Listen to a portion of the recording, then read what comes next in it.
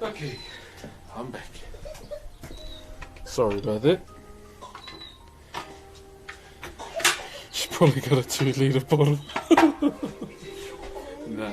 So what the brother there was wanting the explanation. So here's the Taiaha here. Always held with 2 hands, flat blade or sharp, either way.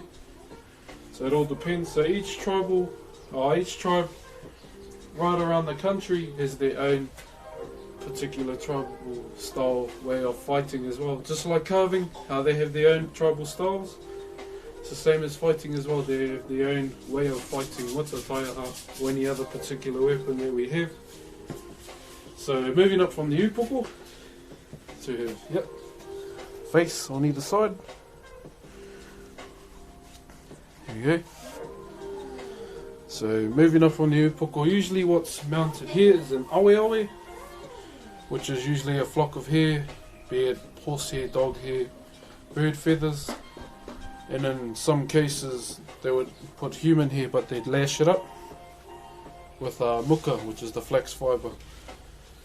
Now in the case of using human hair, they wouldn't use their own, because if a priest threw a curse at the person's Taiaha or anything in particular, using their opponents that they may have slain on the battlefield, they'd use their hair and put it onto their Taiaha, just so the curse will hit them but nothing will happen.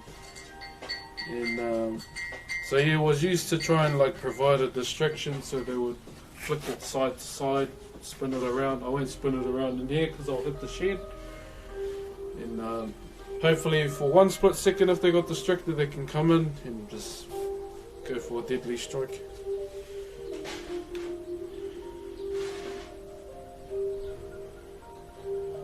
And so from there, where the awe is usually placed, we have the tinana, which is the body of the Taiaha. So this particular part here, where the warrior would hold it at all times, used to block and to parry.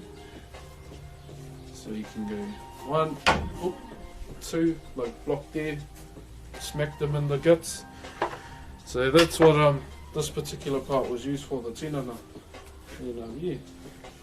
So moving up to the dangerous parts of the Taiaha, so there's still a bit too much wood here for my liking, is the ate. So the ate is the striking blade. So usually in days of old, these were sharpened to a fine point color, double-sided. These were used to bruise, to batter. In some instances, they could even decapitate their opponents as well. And yeah, that's what this part is called, the ate, A-T-E. And at the tip, we have the atero. Now this was used for stabbing and thrusting. In some instances, thrust it into the temple of the opponent with a quick twist and a flick, flicking back the crown, exposing the brain, which was a delicacy to our ancestors in days of old too. Chicken. So yeah, that's the Taiaha to the brother that was asking. Just breaking it down for you. Yeah, hopefully that helps, brother. If you wanna check some other variations of Taiaha out, just Google it. Taiaha.